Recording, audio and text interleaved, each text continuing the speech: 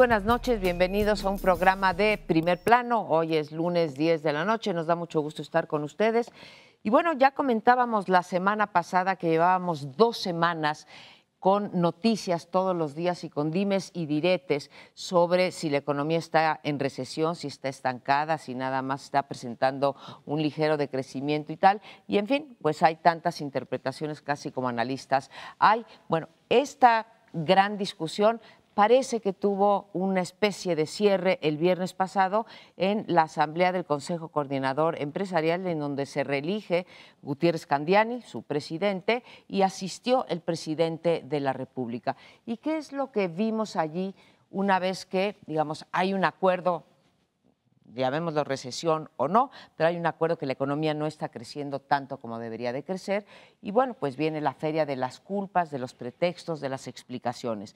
Al gobierno, por un lado, se le agotan las explicaciones, ya salió a decir que tiene que ver con que bajó las exportaciones de petróleo, con que Estados Unidos no creció, y también acepta él con un efecto pasajero de la reforma fiscal. Los empresarios, en cambio, en el discurso del propio presidente, que se reelige, dice, bueno, no son efectos pasajeros, y demuestra que están realmente muy preocupados por los efectos de la reforma fiscal y están pidiendo utilizar la cláusula. ¿Se acuerdan ustedes que hubo un conato de acuerdo? No lo deberíamos llamar acuerdo porque no lo firmaron los empresarios, pero un acuerdo que quería el gobierno que se firmara de estabilidad y certidumbre tributaria. Y los empresarios dijeron no, porque a nosotros no nos gustó esta reforma fiscal y por lo tanto no queremos que se quede eso de estabilidad. Pero ahí hay una cláusula de escape, que es a la que están haciendo referencia ahora los empresarios, utilizarla, que dice ahí que cuando las condiciones lo requieran, podremos irnos a una nueva reforma fiscal, que era lo que no quiere el gobierno. Lo que yo veo es que cada uno está montado en su macho. O lo podemos poner de otra manera: el gobierno muestra firmeza para unos y obcecación para otros. Firmeza desde la parte del equipo de gobierno, obcecación desde parte de digamos, de los grandes empresarios, y sigue habiendo un fuerte desacuerdo como el que hemos visto a lo largo de 18 meses. Ahí está el balón en la cancha.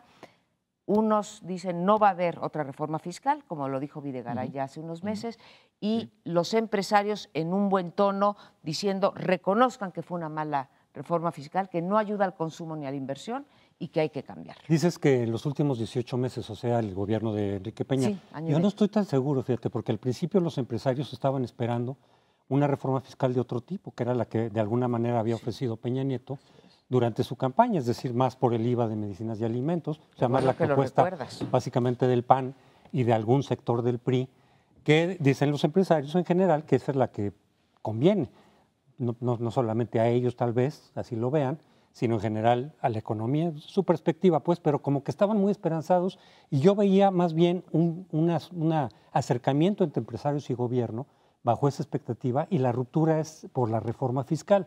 La reforma fiscal, claramente, en todos los empresarios dicen, oye, ¿qué es esto, no? Es la reforma de la izquierda, que por cierto muy pocos en la izquierda la reivindican como propia. López Obrador ha criticado también esta reforma, pese a que salió básicamente, mayoritariamente salió de la propuesta de la izquierda, y desde luego el PAN se deslindó porque pues, el PAN piensa que por ahí no se va a caminar. Yo creo que, aunque dices que hay tantos análisis como analistas, en donde sí creo que hay un consenso entre los analistas prácticamente, es que esta reforma fiscal está desincentivando, está retrasando el crecimiento, está obstaculizando la propia captación del dinero. Y el consumo. Y el consumo. O sea, que sí es una reforma que no va a ayudar a los objetivos que se habían planteado para la economía. Y desde luego entonces ahí viene ya una ruptura muy clara de los empresarios, y yo diría muchos empresarios de diferentes tamaños, y el sector de la clase media, en donde le recargan también más impuestos, que seguramente tendrá algún efecto político y electoral el año que viene. La idea de ponerle el impuesto al IVA, que es la que les gustaba a los empresarios, ya la hace sospechosa. ¿Por qué les gusta a ellos esa reforma? Pero la explicación es que es la más fácil de hacer, que es en donde no se puede escapar eludir. el contribuyente, ¿no? Y rápidamente, en unos meses, puede venir un aumento en los ingresos sin una nueva burocracia que tenga que estar fiscalizando, pero sí es regresiva, porque le pone un impuesto parejo a una sociedad dispareja. Claro, no todos compran en la misma medida, entonces el que compra más paga más, pero sí hay un elemento de injusticia ahí, de proporcionalidad, que es inevitable. Entonces dijeron, esta no, vamos por otra, pero esa nunca la explicaron bien. Yo creo que el grueso de nosotros seguimos sin entender qué es lo que se ha estado grabando. Yo quiero saber si a las grandes empresas realmente les está afectando. Porque en un estudio que presentó hace algunos años un colega nuestro que hoy no está aquí, pero ya vendrá, Sergio Aguayo, sacando de datos oficiales, vio que uno de los impuestos, en este momento se me escapa si es el impuesto, puede ser el impuesto sobre la renta, que pagaban empresas como Bimbo, era de 150 pesos al año. Aquí muchas veces. Entonces, podrá decir la empresa, oigan, es que yo pago de otra manera otros impuestos, pero que nos lo expliquen bien. Que no, si esto es una de las grandes medidas políticas, que políticamente la expliquen, y yo todavía no la entiendo. Estoy pagando ya lo que requiere esta política, pero no la estoy entendiendo. Yo quiero poner esta discusión que ha abierto María Amparo entre empresarios y gobierno, que es la discusión fuerte, en función de la reforma fiscal, para plantearla en términos más amplios de un tiempo del que venimos, el primer año de gobierno, en donde se cantaron loas a las reformas y se lograron una serie de reformas, y el tiempo que estamos viviendo ya en 2014, muy claramente en la primera mitad de 2014, en donde empieza a haber bloqueos para la realización efectiva de esas reformas. Esta es una de ellas, la fiscal. El PAN desde el principio dijo, yo no voy con esta, es la de la izquierda, y se está montando ahí para ganar votos en 2015, que es claramente una medida política, y coincide con la de los empresarios, la objeción desde el punto de vista político o del partido político.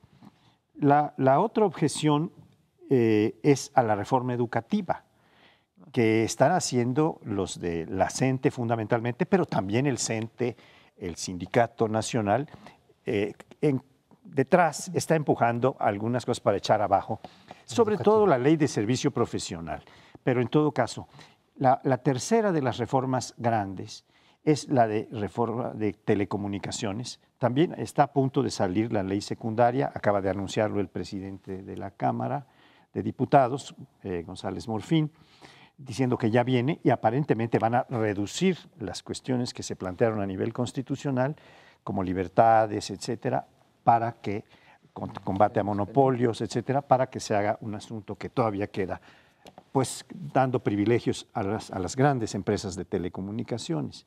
Y había otras, la de la reforma energética, que está en plena discusión, y ese lo vamos a tocar más ampliamente, por eso no me refiero en un siguiente segmento. Pero lo que estamos viendo en términos políticos es que, por un lado, se hacen reformas y luego se van estrechando, rebajando, y eso es lo mismo que ha pasado, por ejemplo, en la reforma política, para referir la última, en donde las leyes secundarias ya dejan invalidadas las candidaturas independientes en la práctica, aunque están ahí reguladas, y otras cuestiones que sea largo comentar y que hemos comentado en otros temas. Sí, el problema es que aquí estamos hablando de los bolsillos de la gente, ¿no? Y la reforma fiscal, como dicen los empresarios, y creo que tienes razón, sí hay un consenso generalizado. Yo me refería a las causas del crecimiento. Sí. Hay un consenso generalizado que esta reforma fiscal, no es una reforma fiscal integral, estructural, como gustan de llamarla, que esté resolviendo el problema de México. Y además, como dicen, buena parte de los empresarios está ahorcando la inversión y, como dicen la mayor parte de los mexicanos, está ahorcando también el consumo. Entonces, una reforma fiscal que no te está produciendo ni inversión ni consumo, pues sí tendríamos que poner un signo de interrogación. No creo que la única otra alternativa sea poner el IVA generalizado a medicinas y a alimentos, aunque hay que decir que la mayor parte de los países democráticos, etcétera, aunque menos desiguales, como bien señala Lorenzo, pues lo tienen, no solamente porque no se puede evadir, porque sí se puede evadir. Cuando teníamos el IVA, cuando tenemos el IVA, si a la población le preguntan, oiga, ¿qué prefiere usted? ¿Pagar el IVA con factura y le doy su factura o no? No, es mejor el no me cobre el 16% IVA. más, ¿no? Y sigue habiendo un gran, digamos, sector de la población que evade esto. Ahora, hay una especie de entendimiento. El presidente Peña Nieto le pide a los empresarios pónganse la camiseta, haciendo alusión también al fútbol, y apuesten por México. Y los empresarios, cautos que son cuando no tienen las ganancias fáciles, le contestan, como no, nos vamos a poner la camiseta, señor presidente, siempre y cuando usted atienda algunas de nuestras demandas, porque el presidente les está proponiendo cosas como agilizar el uso de dólares en los mercados, darle más crédito a las pymes, ese tipo de cosas, ¿no? O acelerar las licencias, regulaciones. Y los empresarios lo que dicen, no, ¿sabe qué? Permítame usted que podamos deducir más rápidamente nuestras inversiones, porque si no, no le vamos a entrar. Entonces, sí creo que estamos llegando a un punto, aunque fueron muy cordiales, a un punto en donde hay dos visiones distintas de cómo funciona cómo debe de funcionar la economía, y que esto, lejos de ayudar a que México se empiece a mover como quisiera Peña Nieto, sí está presentando un problema de desaceleración, estancamiento. Yo soy de los que piensan. Entonces, ¿dónde está? Soy de los que piensan que eventualmente esta reforma la van a cambiar. A lo mejor no en este sexenio, porque si se mantiene el gobierno diciendo en este sexenio se queda esta reforma, porque así lo hicimos y ya no hay vuelta atrás. Eventualmente se va a cambiar porque no está funcionando, está complicando mucho las cosas, está incentivando a la informalidad en lugar de lo que se buscaría, que es al contrario, que los informales tengan incentivos para entrar a la formalidad. Complica muchísimo. Yo me pregunto todo el México que está fuera del Internet y de las redes, ¿cómo le hacen? Y las propias empresas te ponen muchas dificultades también para que eventualmente te quedas sin factura. Entonces, está complicando todo el procedimiento en detrimento de los contribuyentes. Pero yo creo que si en parte no se mantiene en su macho, digamos, el gobierno, es porque tenía una racionalidad política esta reforma, no una racionalidad económica. Era darle al PRD por su lado en la reforma fiscal para un poco generar menos presión sobre la reforma energética. Todos sabemos que la carta fuerte de este gobierno es la reforma energética. Entonces, ¿qué hacemos para que la izquierda no se ponga como loca? Pues quítale, es decir, más presión sobre la energética, quítalo de medicinas y alimentos el IVA, dale entrada a su reforma fiscal y entonces las aguas se van a apaciguar. Yo creo que ese fue el cálculo muy claro y que entonces no tenía una racionalidad propiamente económica, a partir por lo menos del propio programa de gobierno.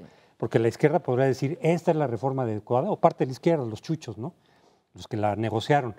Pero desde la perspectiva del propio programa del gobierno, no es racional la reforma fiscal. Pero ni siquiera los chuchos, si esa izquierda ha sido capaz de explicarnos por qué esa reforma es muy positiva.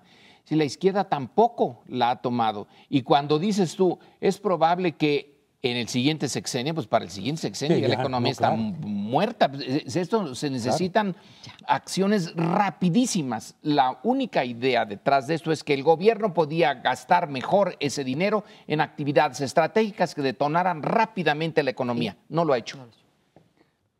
No, pues yo creo que ya no hay mucho que agregar en este punto. Sí, lo que tendríamos que ver es, ¿realmente se va a mantener el gobierno o veremos antes de que termine el sexenio el uso de esta cláusula de escape que Luis Videgaray, el secretario de Hacienda, logró mantener ahí para que no se tengan que tragar sus palabras? Y hay veces que hay que Pero cambiar. sería una derrota interesante. Pero hay veces que ni modo, tienes que aceptar, ¿no? No bajó la informalidad, no subió el empleo, no subió la productividad, nada de lo prometido de la fiscal. Nos vamos a un corte y regresamos en un momento. se la Se la sacan gana los Fidel gobernadores. Caja chica. Pues en este segundo bloque vamos a estar muy en la naturaleza del tiempo. En México, en otros países también, pero en el nuestro, que es el que nos importa, estamos a punto de entrar en la furia del fútbol. Ya el día de hoy en los periódicos lo que se pone hasta en primer plano es un futbolista que quedó herido en un partido amistoso. Si esos son los amistosos, ¿cómo serán los no amistosos? Pero en fin, el punto es el fútbol. Y el hecho de que el gobierno, y el PRI lo ha defendido muy bien, que van a discutir en el Congreso una de las más importantes reformas, yo diría que es la reforma, la única reforma que realmente le interesa al gobierno, que es la energética, por pura casualidad quedó empatada con fechas en donde la atención ciudadana va a estar puesta en un 110% en el fútbol. ¿Qué significa eso? A mi juicio, y se lo pongo aquí a mis compañeros en la mesa, es una de las características de lo contrario a la alta política. Esta es la política enana, la política de ver a los ciudadanos como medio idiotas y que es posible darles fútbol y escatimarles la parte medular del cambio, que es la privatización, por lo menos parcial, de la actividad energética. Así lo veo yo, pero no sé cómo lo vean los demás. Enana sí, porque pensar que el fútbol va a influir en el tipo de reforma energética, realmente si el priismo o el panismo o los dos juntos piensan que va a tener algún impacto en la reforma, digamos, pero en la letra chica de la reforma me parece que están equivocados.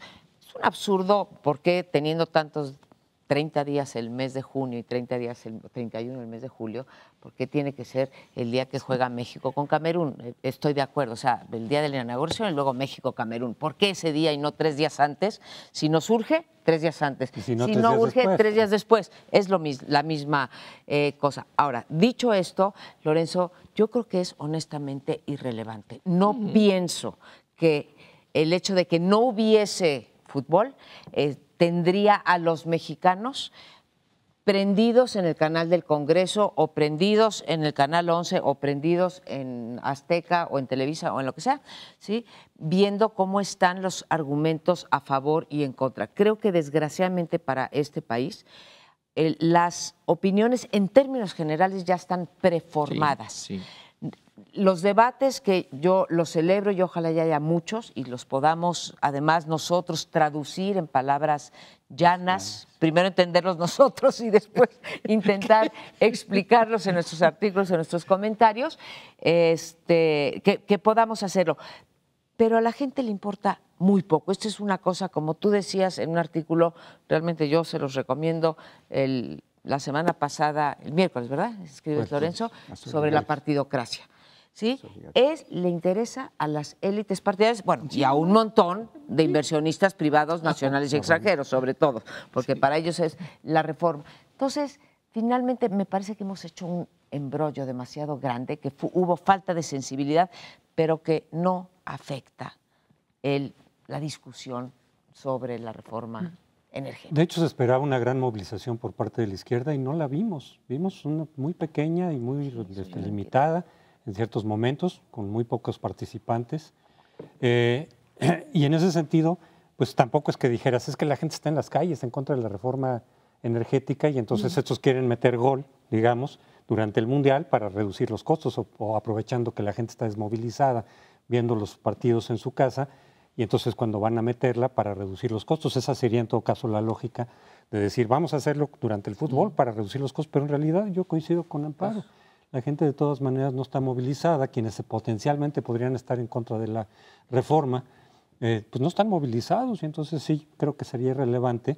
Yo he estado en favor y seguiría yo en favor de que si se hiciera un debate público, el que proponía Cuarón, yo estuve de acuerdo en decir sí, no solamente tiene que haber seminarios y todo dentro del Congreso para los propios legisladores, para que ellos se enteren más o tengan más elementos, qué sé yo, sino un debate público por la trascendencia del tema. Tendría que haberlo. Y en ese sentido decir, bueno, pues no, el debate público ahí sí, no, ahí sí chocaría, digamos, con el fútbol, porque la gente va a estar más ubicada en el fútbol. Pero si el debate de todas maneras no se está dando, tendría que darse, no sé, en algún momento. Lo que sí, la parte que sí le compro, digamos, a quienes dicen es que no se puede paralizar el país.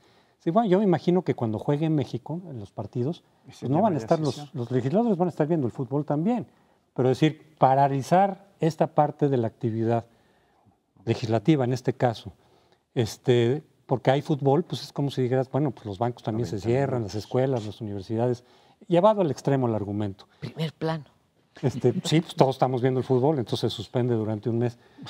Pero es cierto, es decir, también el hecho de que se diera 2 semanas después de que terminara el Mundial, pues en realidad no iba a cambiar en absoluto, ni creo yo que los costos políticos por la reforma, ni en la esencia de lo que van a final de cuentas a aprobar. Yo también he estado de acuerdo, en programas anteriores lo he expresado, en la necesidad de este debate público al que ha invocado Cuarón. Y difiriendo un tanto o haciendo un matiz en una de las afirmaciones de María Amparo, decía que ya están pretomadas las decisiones. Es posible que en una buena medida sí, pero yo confío en que la racionalidad, los argumentos, los datos que se aporten en un debate puedan hacer a una parte de la población, por lo menos, no a los que ya tienen tomada la decisión, cambiar. Es decir, hay como una especie de voto duro, para decirlo en términos electorales, que ya está decidido, que ya no se va a mover, pero hay una parte que podría ser importante y es que hay que apostarle al crecimiento de la conciencia ciudadana, al crecimiento de que la gente, teniendo información, crezca y pueda tomar mejores decisiones o participar u opinar en qué es correcto y qué no es correcto. Pero en fin, independientemente de eso, podría suspenderse, no un día entero, los 90 minutos sí. o las 2 horas que tarda el partido, el día que caiga en un horario en donde hay sesiones, porque hay días en que no hay sesiones. Y entonces seguir adelante. Pero en el fondo también hay una especie de consideración de que la ciudadanía mexicana es muy pobre, tiene un nivel de conciencia muy bajo, donde se participa muy poco. Hay un analfabetismo de cultura política, hay un analfabetismo de interés por la política y por la información, aunque esa información sea sobre temas que pueden afectarlos muy gravemente. Pero precisamente para eso el debate puede avivar esta conciencia y hacerla crecer. ¿Qué tal si hubiera conciencia? ¿Te imaginas? Si hubiera conciencia, probablemente los legisladores que van a debatir no estarían allí, como diría el general Anaya. Si realmente hubiera conciencia política, tendríamos otros legisladores, no los que tenemos. Yo puse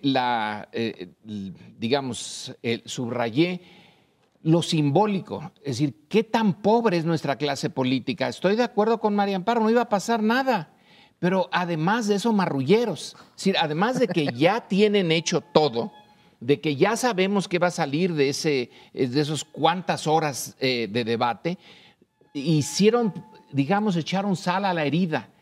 Era innecesario poner los debates que coincidieran con los juegos. Es demasiado obvio, demasiado burdo, demasiado vulgar. Esto desnuda a ellos, a quienes hicieron el calendario.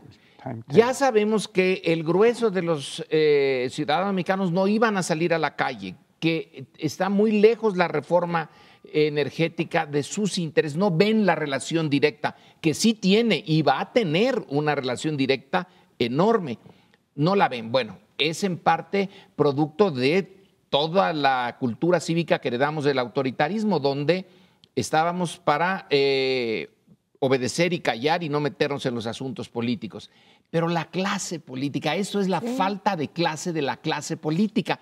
Se les ocurre, qué inteligentes, qué barbaridad, qué fantásticos. Vamos a ponerlos exactamente el día de los partidos. Pero ese es un insulto. Es implícito. Están diciendo, como los considero unos imbéciles, enajenados al grueso de mis conciudadanos, lo voy a poner en ese día. Vaya. A mí me gustaría, porque además finalmente los ciudadanos no vamos a ir a votar, ya votamos por nuestros diputados y senadores que a su vez van a votar la reforma energética. Si estuviéramos hablando de la consulta popular, ese es el tema. ahí importaría muchísimo el debate y sobre todo el debate concentrado en los últimos días, si el día 17, 18, 19, que están previstos digamos, la discusión en comisiones y en el Pleno, hubiéramos puesto la consulta popular. Ahí sí, porque iríamos, en caso de que esto transite por la Suprema Corte, iríamos a emitir el voto. Ahora, cuando yo digo que ya están preconcebidas, digo que ya hay preconcepciones con respecto a esto y debe de haber negociaciones, Pauli, en el Congreso, no me refiero a toda la población, creo que a la población se le puede mover a un lado o a otro, pero como no vamos a votar por lo pronto, por eso no sabemos. Yo espero que ahí sí el PRD, porque a pesar de que yo estoy de acuerdo con la inversión privada en hidrocarburos, creo que la participación de académicos, expertos y de gente que no está muy convencida de la reforma energética son muy importantes, sus puntos de vista en el debate, para que la letra chiquita, los reglamentos, las leyes secundarias, que van a ser un montón, habían dicho 26, ahora creo que ya van en 32, ahí sí haya esta cosa de supervisión, de tratar de poner los candados para que no haya. Entonces, ojalá y ellos sí estén. Yo quisiera hacer una pequeña observación en relación con este argumento que estabas dando del debate con la consulta, de la relación entre el debate y con la consulta, porque es muy importante, independientemente de si la Suprema Corte resuelve que es posible la consulta, esta resolución es a nivel constitucional. Es decir, si la consulta y su resultado negativo puede invalidar la reforma constitucional, yo creo, en principio, que la Corte va a decir, no puede. Puede hacer la ley, pero sí la ley secundaria. Entonces el debate cobraría una enorme importancia en función de la ley secundaria. Ese es el apunte que yo quisiera hacer en términos más jurídicos y de las capacidades que tienen para la consulta y la influencia del debate en esa consulta, ¿no? Y yo tengo un matiz a lo que dices en el sentido de que habría que poner atención a la ley secundaria, desde luego que sí, pero en una plática que le oí yo a David Penchina, quien es el presidente de la Comisión de Energía del Senado y que él es priista y desde luego impulsa la reforma, decía que ya en los transitorios se pusieron el cuidado en la Constitucional precisamente de poner los parámetros para que no hubiera mucho margen que en la secundaria se desvirtuara o se saliera muy de lado, sino que precisamente los transitorios que muchos le criticaron porque eran muchos, pues precisamente es para que también desde la Constitucional ya quede básicamente los patrones sobre la cual tendría que ir la secundaria.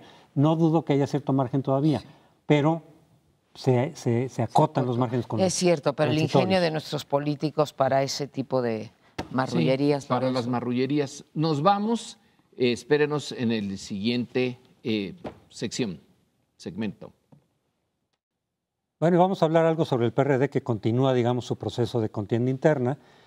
Todavía falta, desde luego, para llegar al momento clave, pero se están dando movimientos internamente todo el tiempo para definir cómo va a ser la contienda interna. Todavía no sabemos bien a bien quiénes son los que van a competir al final, porque Cuauhtémoc Cárdenas mantiene su postura de decir, yo sería, si me aclaman, como el candidato único y por lo tanto el presidente, yo no voy a competir contra otros, dice él, para no dividir al partido.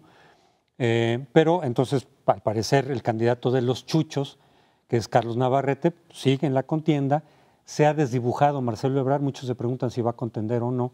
De pronto salió de las cámaras a raíz de lo del metro, ¿no? De la ruta 12 del metro, que pues, de alguna forma le pega a él, por supuesto. Fue en parte es el responsable último de ese desfalco y de ese desastre de la ruta 12. Entonces pareciera que se hubiera borrado y sin embargo sigue ahí. Y algo que suena a una amenaza de ruptura, de otra ruptura dentro del PRD, que es René Bejarano, que él ha estado insistiendo en que si no es Cárdenas va a haber división, lo cual muchos leen diciendo si no es Cárdenas, si es Navarrete, nos vamos con Morena, por ejemplo, ¿no?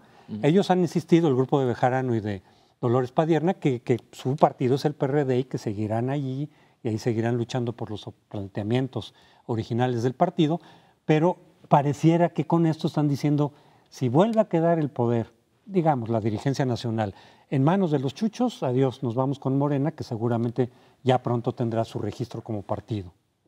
¿Y qué significará eso en la vida práctica? Es una pregunta, no es No retórica. es retórica. ¿Qué significa que salga Bejarano, la fracción de Bejarano y Dolores Padierna? Pues el DF. Es tan importante como... En el DF sí. Es la que controla el DF. Y el DF es la joya de la corona del PRD. Entonces, esa amenaza de una corriente es una amenaza seria. Y si se divide el PRD, en realidad no se dividiría, como tú dices, sino que migraría una parte, migraría el DF a Morena. Digamos, una buena parte del DF migraría a Morena, y Morena todavía no es partido, que es otro de los puntos interesantes que Andrés Manuel está insistiendo. ¿Y qué esperan? Si ya hicimos todo y están ustedes retrasando el momento que nazca este partido. Si lo dejan retrasar más y si viene la ruptura, ¿a dónde irían? ¿De todas maneras a Morena? Yo creo que la ruptura, a ver, lo de Andrés Manuel López Obrador, estamos a días de que se les entregue. Hay una fecha límite. El registro, ¿sí? Y lo tendrán y lo refrendarán en las urnas en el 2015. Se ha dicho mucho que Andrés Manuel López Obrador dice que va a ir solo. Bueno, aunque quisiera ir acompañado, tiene que ir solo, porque así lo manda la legislación electoral en este país, que la primera vez tienes que ir solo y demostrar que tienes tu 2%, ahora 3% de la votación. Yo quiero decir que el PRD ya se partió. Sí. Cuando se fue, bueno, ha vivido partido muchísimos años más bien, y ahora que se fue Andrés Manuel López Obrador, pues se parte más, aunque han sido cautos muchos militantes y han dicho, bueno, nos esperamos que tenga el registro, no tiene ahorita sentido una desbandada, no sabemos de qué tamaño va a ser esa desbandada, pero es real lo que está comentando José Antonio, que son René Bejarano y Dolores Padierna y compañía, son prácticamente, no de todo, pero son los fuertes en el Distrito Federal, y esto significa, uno, recursos materiales, y dos, muchos votos, y tres, clientelismo. Esa parte, esas tres cosas las tiene ahí, así como podemos decir que los chuchos tienen dominio sobre la estructura territorial del PRD, digamos, a nivel nacional. ¿Sí? René Bejarano, digamos, no pesa para nada en Guerrero, o pesa muy poquito en Guerrero o en Michoacán o en aquellos lugares donde el PRD está. Ahora, yo me pregunto, que se vaya la corriente bejaranista, padiernista con Andrés Manuel López Obrador es el beso del diablo, porque bien o mal, Andrés Manuel tiene una reputación que no la tienen los bejaranistas, ni en términos de prácticas políticas, ni de ética. Yo puedo estar en favor o en contra de Andrés Manuel López Obrador, pero tiene una reputación, ¿sí? No la tienen los otros. Fíjate que yo no estoy tan seguro de que le pegara mucho negativamente, porque ha estado muy cerca. René Bejarano estuvo muy cerca de López Obrador. Después, cuando vino lo de los escándalos de los videos, se separó del partido, mantuvo cierta distancia a López Obrador, luego regresó al partido René Bejarano. Perdón, pero no me dejaron intervenir. Perdón. Adelante. Digo, yo estaba muy fácil. No, adelante. No, es que a mí me gustaría ahondar un poco en este asunto de la migración de la que se habla del PRD de Bejarano, que está fortalecido en la capital, hacia la fuerza política de Morena, que va a ser registrado en muy breve. Yo he oído de personas que son fieles a López Obrador que van a tratar de hacer toda una filtración para que personas como Bejarano, Padierna, etcétera, no puedan llegar al PRD. Esa es una cosa. Ahora, ¿no pueden llegar a Morena o al PRD? A Morena, perdón, discúlpame. Es la migración de la que estaban hablando ustedes. Yo creo que eso es imposible de evitar. Es decir, probablemente esta pareja no vaya, pero las masas que controlan pueden ir y ellos tener algún arreglo virtual. Pero lo importante creo que viene en 2015 son las elecciones de la Asamblea Legislativa. ¿Quién controla la Asamblea Legislativa? ¿El PRD de los chuchos o el PRD o lo que sería Morena en ese caso de Bejarano Dolores Padierna? Porque desde allí le pueden hacer un daño terrible, vendría la verdadera división, ya que ahí se aprueban los presupuestos y muchas otras cosas. Y esa perspectiva está para resolverse en 2015. Si hay esta migración masiva de personas que forman parte de esta corriente que se llama Izquierda Nacional, IDN, Izquierda Democrática Nacional, que es la que encabezan Bejarano y Padierna, se va y apoya y ganan la mayoría en la Asamblea, en lo cual son especialistas. Tanto Bejarano como Dolores han sido asambleístas, conocen muy bien ese terreno y independientemente de si ellos personalmente van o no, Sí, la migración puede ser muy significativa y tumbarle la joya de la corona desde el legislativo, desde la Asamblea Legislativa al PRD. El problema que yo veo ahí con esto de los votos también en el Distrito Federal, más allá que se vaya o no las dos figuras o realmente las bases que controlan, no sé si esto se da en automático y creo que Paoli tiene toda la razón, hay que mirar muy bien qué pasa en la Asamblea. Lo cierto es que en el 2015, creo que no tendríamos duda, no sabemos las proporciones, se va a partir el voto de la izquierda. Y el hecho de que se parte el voto de la izquierda va a significar que van a tener menor fuerza en las instancias de decisión de este país. Llámese el Congreso o la Asamblea Nacional y a través del Congreso, llámese también en los nombramientos de los ministros de la Suprema Corte de Justicia, de los órganos, etcétera, de todas las decisiones que toma el legislativo. ¿De qué tamaño va a ser la pérdida de fuerza en la toma de decisiones? Creo que es lo que debería de preocuparnos con respecto a un proyecto de izquierda, aunque sea todavía un proyecto muy dividido, ¿no? Y si, José Antonio, y si Cárdenas, por razones complejas, los chuchos también decidieran en el último momento decir, bueno, está bien, preferimos sacrificar el posible mantenernos como dueños del liderazgo formal para que no se divida y Cárdenas es presidente.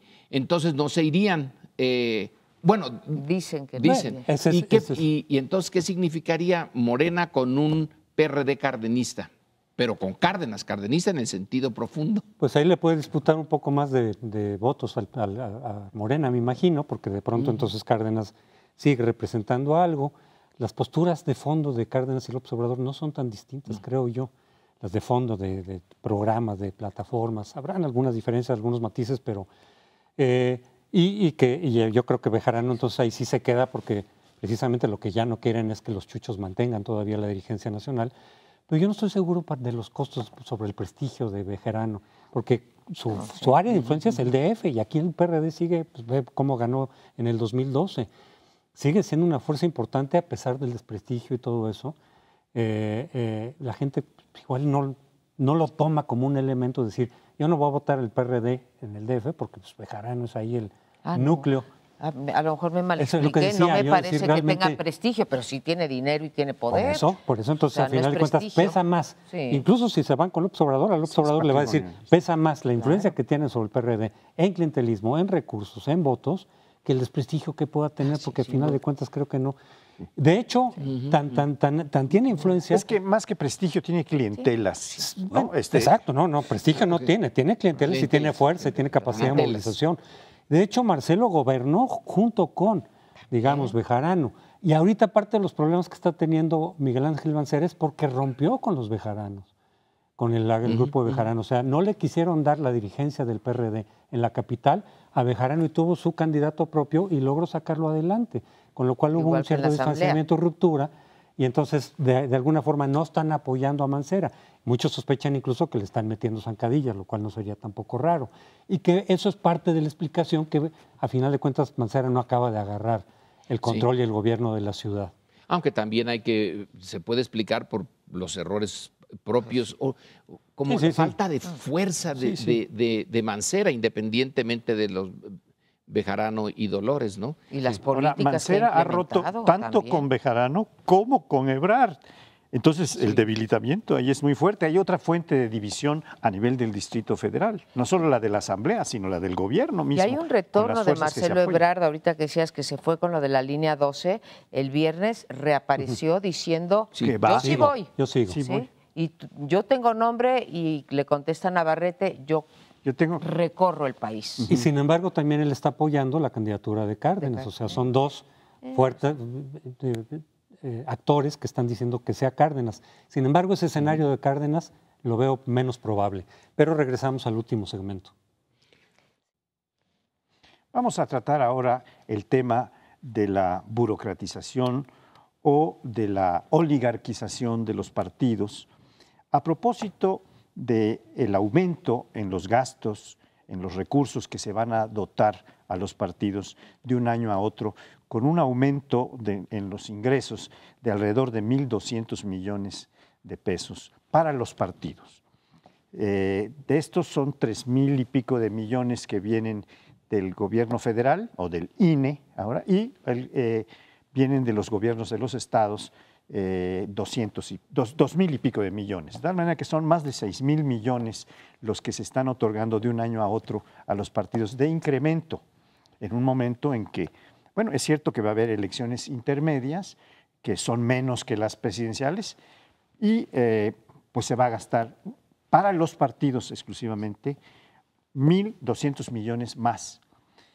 Aquí, siguiendo un poco la línea que ha desarrollado Lorenzo en varias de sus últimas intervenciones, en una de las que nos tocó juntos en los grandes problemas nacionales, donde trató este tema de la oligarquía o de las burocracias partidarias que se van ubicando en la cúpula y van separándose de la base y van tomando las decisiones que debían tomar las bases, siguiendo esta ley de hierro de la oligarquía de Robert Michels o Michels, como quieran decirle. Y estamos en presencia de un nuevo impulso a la burocratización y al fortalecimiento de las cúpulas partidarias que están sustituyendo a la ciudadanía que forma los partidos y se están enriqueciendo en términos literales de un año a otro en una economía que no crece, en una economía que tiene 50 millones de pobres, en una economía que tiene pues un decrecimiento que algunos llaman recesión, porque han apuntado a esta temática a propósito de otro bloque en el que estuvimos, se le están incrementando 1.200 millones de pesos a los partidos. Serían, entonces, tú habías hecho la cuenta, Pauli, eran 6.098 millones de pesos el total, de los cuales 1.200 son incremento. Es un negocio redondo, porque aunque la economía no crezca, ellos crecen a la velocidad de la economía china. Es un milagro, un milagro. La única cosa que crece en México a una velocidad... No será la industria, no será el campo, no será el comercio. Exactamente, pero los partidos sí. Y entonces tenemos un círculo muy perverso. Los partidos, entre más dinero tengan, más se van a separar de sus bases y más van a tener interés en ellos mismos. Las burocracias. Luego, si por alguna cosa queda allí alguna energía para ver el resto de la sociedad, qué es lo que les pasa, cuáles son sus intereses, puede que se dediquen a eso un poquito. Y la sociedad no tiene más forma, salvo serían las movilizaciones espontáneas e incluso lo ilegal, de romper ese círculo que los partidos, porque los partidos en principio debían de ser los que representaran los deseos, las angustias, los ensueños de una sociedad, pero si los partidos son lo contrario y la sociedad no tiene a los partidos, entonces ¿cómo diablos va a hacerle la sociedad para romper ese círculo? En principio es realmente irrompible. No le va a hacer de ninguna manera, porque como dices, es irrompible, además ellos hacen las leyes y ellos deciden el presupuesto y pues se dan. Y si ustedes se fijan, en todas las reformas que han pasado, las famosas reformas estructurales, las únicas que no pasan son las que afectan los privilegios de los propios partidos, porque hasta los privilegios de los empresarios se han tocado, de los poderes fácticos llamados empresarios o de los sindicatos como el CENTE o la CENTE, O de pero los las de ellos no. monopolios. Ellos no pasaron la del fuero, no me la toques. No han pasado la ley, la reglamentaria de los salarios máximos, no me la toques. La de candidaturas independientes, sí, pero le voy a poner un umbral para que no haya. Y así me voy, una por una, y los únicos privilegios que no se han tocado en este país son esos. Pero eso, porque me lo provocaste ahorita, Lorenzo, y me acordé, aparte de esto, este dramático aumento, aparte, 268% de aumento en los ingresos privados, Sí. porque esta ley electoral cambió también eran del 10, la ahora. regulación de cuántos recursos privados pueden recoger, y es 268% de aumento. Así que váyanle sumando. Una cosa es que los topes de campaña no se hayan elevado, luego que nos digan entonces para qué necesitan tantísimo dinero si de todos modos no pueden pasar cierto tope de campaña. Y cierro diciendo que en la reforma del 2007 ya nos habían prometido, con aquella reforma tan controvertida, que se iba a ir reduciendo porque la fórmula para repartir y se iba a quitar, y además como ya no pagan medios, ¿sí? Nos vendieron que se iba a reducir en 30%. ¿Sí? No solamente no se ha reducido, sino que se ha aumentado. Las reformas en este país no responden, como dijimos en la parte de la fiscal, Lorenzo, no responden, no cumplen los objetivos para los que son diseñados. Y más claro nuestro primer bloque y ahora este. Y lo que pasa es que los ciudadanos no tenemos los instrumentos eficaces, adecuados, para presionar a la partidocracia, pues. Y por eso no podemos hacer nada. No da o no ha dado hasta ahora para movilizaciones en las calles, como sí ha ocurrido en otros países. Digo, lo de que vemos en Brasil es desde luego una movilización contra la clase política, contra su mal uso de recursos, contra la corrupción, etcétera. Aquí no ha dado para eso. Y sin embargo, sí creo que los ciudadanos, por el contrario, estamos enojados con el financiamiento de los partidos, con sus salarios elevados, de la clase política y burocrática en general, pero que los partidos dan. Y del INE también. Sus privilegios, sí, de los que le conceden también a otros cargos, ¿no? Lo del tribunal, etcétera. Sus viajes, sus condiciones, sus bonos de riesgo, sus bonos de retiro, todo eso. Y sin embargo, en las urnas, que es donde sí más fácilmente podríamos retirarles el apoyo, se lo seguimos dando. Porque al votar por un partido automáticamente, en un plano estás dando a un partido la posibilidad de tener mejor representación, pero al mismo tiempo estás alimentando la legitimidad y el permiso, porque con el voto le estás dando permiso a que sigan haciendo lo que quieran, los estás haciendo formalmente tus representantes, y ahí, aunque la gente no lo tenga consciente, estás como diciendo, les autorizo que hagan lo que quieran, y luego cuando no nos gusta lo que hacen, no tenemos elementos para llamarlos a cuenta. Algo se va a avanzar, pero muy poco, y a nivel personalizado con la reelección, pero no al sistema de partidos. Entonces yo lo que digo es, de todas maneras, cada 3 años les vamos dando la ratificación, el permiso, la autorización de que ellos decidan y sigan decidiendo lo que hacen. Bueno, pero este asunto de la reelección también fue acotado para que quede en manos de las burocracias de los partidos, ya que aquel candidato que quiera buscar su reelección tiene que ser nombrado por los partidos, y normalmente las burocracias o las cúpulas de los partidos son las que toman estas decisiones. Pero yo quisiera profundizar un poquito, nada más, en algo que ya apuntaba muy bien María Amparo, que es un dato. Los partidos gastaban, hasta antes de que se prohibiera la compra-venta de tiempos en la televisión, el 70% de sus recursos, o sea, la mayor parte enorme de sus recursos, en radio y televisión. En eso lo gastaban. Ahora les es gratis. O sea, ese 70% que gastaban... A ellos, porque no a nosotros. A los partidos.